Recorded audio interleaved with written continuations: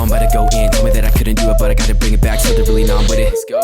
Tell me where you're from, where you stay. Now I keep it lit from the coast to the bay. Peace on the right. If you guys are sick of wasting money on packs, go check out my sponsor. They offer the cheapest and most reliable way to buy coins straight from the source. Use code MAZE at checkout for 15% off your entire order. Hello and welcome back to yet another installment of last week's Weekend League recap. In today's video, we're going over games 16 through 20, and you guys are about to see the dark side of EA when the disconnects strike back. Now, as always, before we get into the content, we're going to go over the best and the worst comment of the day. The best comment of the day coming from Scoop, who said, I only watch Maze for the small chance that Tiff might have a second of screen time. Well, Scoop, do I have some good news for you, because Tiff is here to read the worst comment of the day. And the worst comment of the day goes to Jack Pooper. He said, I just farted my pant. And you know what, Jack? I thought that was fucking hilarious. I did not. Jack, you suck. Good job, Jack. The lineup has not changed very much. You're going to see halfway through the video, we do replace Brandon Cooks for Reggie Wayne, and I am planning on replacing Mark Clayton with Marvin Harrison. So we're going to have the two Colts receivers as our receivers, and any other changes you guys want me to make to the lineup. I have about 2.1 million coins right now, and I'm looking to spend them before this next weekend. So let me know what you guys want to see on the team. We are still in the New England Patriots offensive playbook and the 4-6 defensive playbook. Getting into our next game, you guys are going to see we're going against Notorious, the same player who gave me an L 2 games ago. So we do get our chance at redemption, starting out on the defensive side of the ball. And he's going to take Lamar Jackson out to the left and throw an absolute duck, which is intercepted by A.J. Terrell, who's looking to get a nice return. And we're already starting off this game hot. Unfortunately, I tried to jurtle all over his face. Arian Foster is there to lay the wood, and A.J. Terrell coughed the ball right up. You're going to see Arian Foster just with a nice shoulder right into his chest. And that jurtle did not stand a chance. And honestly, I think in the patch, they made jurtling even worse, where you fumble more often. So be careful jurtling out there, guys. Be safe and don't get yourself hurt. My opponent continues to try to air the ball out. We get the interception with Asante Samuel. And you're going to see, I ain't scared. I'm still jurtling all over the place. Honestly, you should probably tone it down, or I'm going to fumble once again. Now onto the offensive side of the ball. Dagger Dick Dan sees the crosser, and it is Mark Clayton who's going to make a nice catch. You get a gain of about 35 to the 25-yard line. The offense is high-powered at the moment. He's bringing in his guys, and we're going to throw this RPO. You know, anytime they bring in that slot corner, 4th and 1, 3rd and 5, I don't care. I'm going to throw that RPO. We get the 7 points. Now onto defense once again. 4th and 5, my opponent has an open receiver over the middle, but misses it. And Elvis Doomerville off the right edge is going to get us the sack to bring up the turnover on downs. Very next drive, Tyreek Hill on the corner route, get into the end zone, son, to give us a 14-0 lead. So, like I said, this guy already gave us an L, and in this game, we are coming out swinging. No prisoners. Boom! I don't know how Tyreek held on to that. You're going to see, I was pissed in the stream. Yeah, look at my face. I couldn't believe that he held on to it after that hit stick, but he did, which moved the chains. Now he's in a 2nd and 2 at about the 46-yard line. Rolling out, got a nice open receiver on the sideline. That was like a slant that came all the way across the field. A very nice read by my opponent, who gets down to the 10-yard line where the offense stalls out. With 15 seconds left in the first half, he kicks his 3 points to make it a 14-3 ball game going into the second half. My ball to start. He's in a cover 3. I throw Tyreek Hill on the cross, who gets open, gets behind his guys, and somehow, does Tyreek Hill not look slow to you there? Look, I feel like he should have been gone, but he got ran down. Doesn't matter, though. We get to the 17-yard line. Tyreek Hill once again on the corner route, giving us the ball inside the 10. Take a couple sacks. Brings up a 3rd and goal. Looking for an open receiver. We get Tony Gonzalez in a little pocket on the corner, who dives and falls into the pylon to give us a 21-3 lead. And this guy already beat us. And now in game 2, I'm up 21-3. But I gotta be honest, I think I got a little complacent here, because 4th and 10, I'm up 21-3. Feel like I'm on top of the world, it can't be touched. But there is still an entire quarter of football to play. And you're gonna see playmakers Arian Foster up the field, makes a nice catch for like 40 yards, gets the ball inside the 10. And I'm still, I'm still cocky. I'm not even worried about anything. He rolls out to the right, ends up throwing to Brandon Cooks, who catches it right across the threshold of the goal line to get a touchdown. Now I'm only up 11. There's 2:50 left in the game, up 11, and for some reason, I'm trying to throw cover 3 beaters, and that wasn't even a good throw. He wasn't open. We throw an interception, and now the door is wide open. So I don't know what I was doing. I got a little complacent. I checked out a little bit, and I don't really know what I was doing. But he gets to return all the way back to my 30-yard line. So now in scoring distance. You guys can see, I'm not even at my controller. I took a piss, and it left me clicked onto Rod Woodson, who's the cornerback on the right.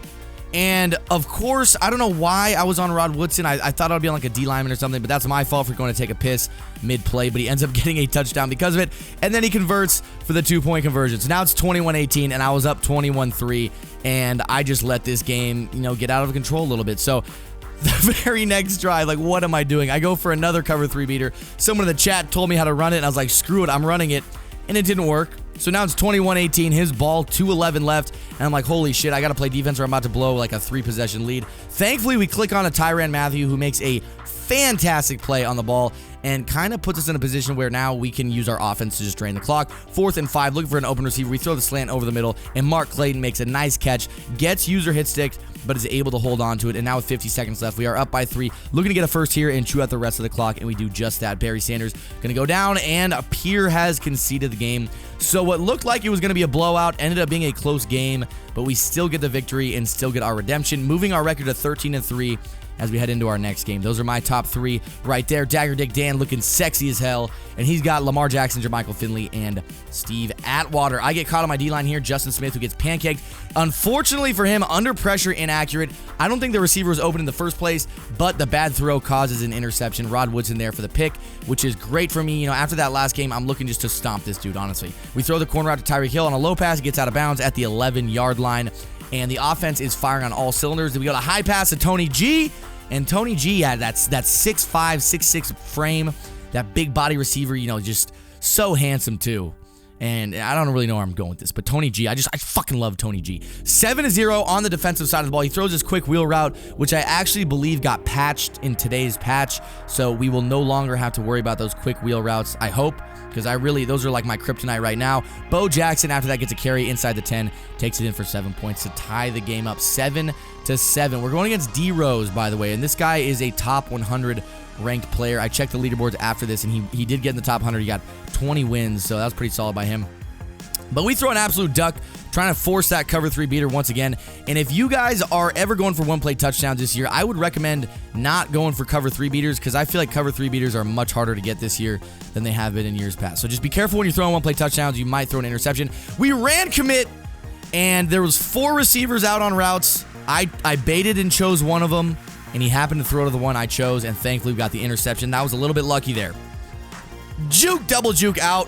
There we go. Barry Sanders, get out of there, baby. And terrible stop and go. I don't know what happened there. The double juke was nice, but I ruined it with that pitiful stop and go. I got to work on the stop and go for sure, boys. Got to work on the stop and go for sure. Throw the RPO on 4th and 2. I already told you guys, if he brings in the slot corner, I am going to throw the RPO. He did just that, and what do? We threw the RPO. 20 seconds left in the first half, 7-7 ball game. Give it to Barry up the middle for a 4-yard touchdown.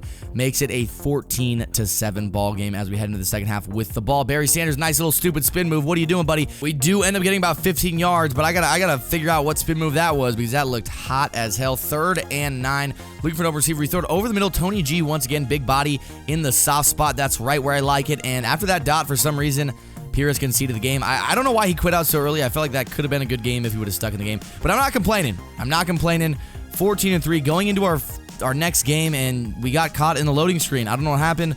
Loading into the game, it just wouldn't get into the game, so I ended up closing app and come out and we get the loss. So disconnect.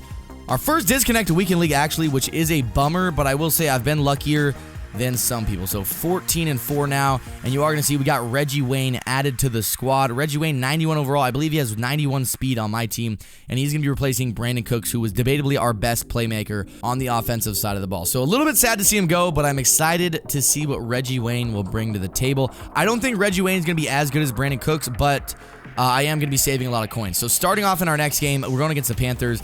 He throws what looked like it could have been an open read, but it was just a little bit of a bad throw, I think, and we end up getting the interception. And you're going to see something in this game. He did not cover the bubble screen at all. He had that slot corner brought in to stop the 0-1 trap, and because of that, the bubble screen was open all day, and I took it like 3 or 4 times. I don't know if I'm even going to show all those clips, but the bubble screen was very effective in this game, and that was one of the reasons our offense was moving so well.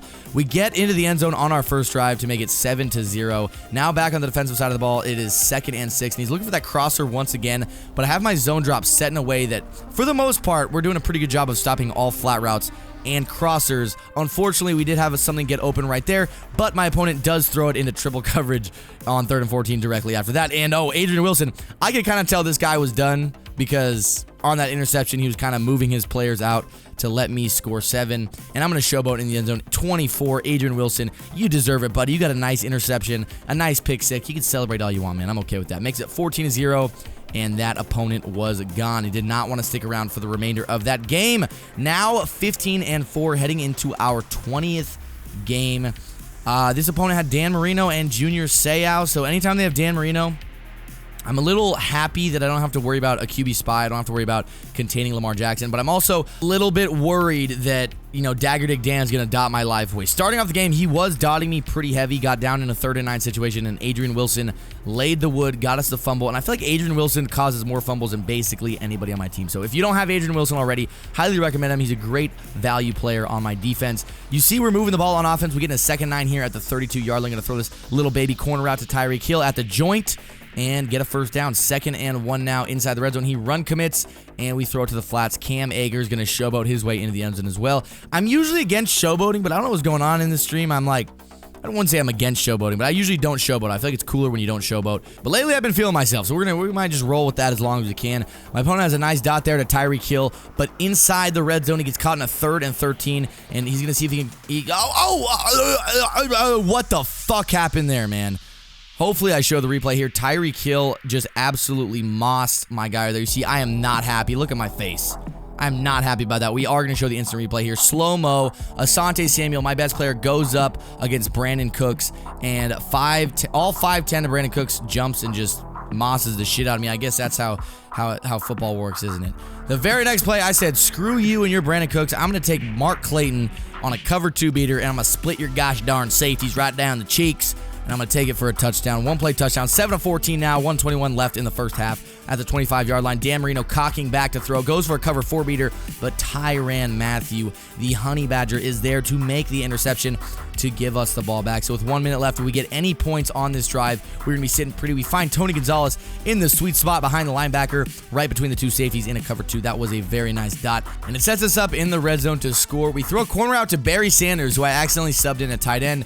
And once we got to the 3-yard line, I guess my opponent thought it was too much, and your connection to your peer has been lost. I don't think he disconnected because we did get the win. But now we are 16-4. I will say 16-3 with 1 disconnect, but that is going to do it for this episode, guys. We got the final games coming up tomorrow, games 21-25, and you're going to see our rewards alongside that as well. If you guys do like this series, please let me know, because I do want to know kind of how to formulate what type of videos I'm uploading. It seems to me like you guys do like these voiceover gameplay Weekend League recaps a lot, so I am going to keep rolling with that. And also, if you guys are new to the channel, do not forget to hit that subscribe and notification bell. Boys, I'll be seeing you very soon.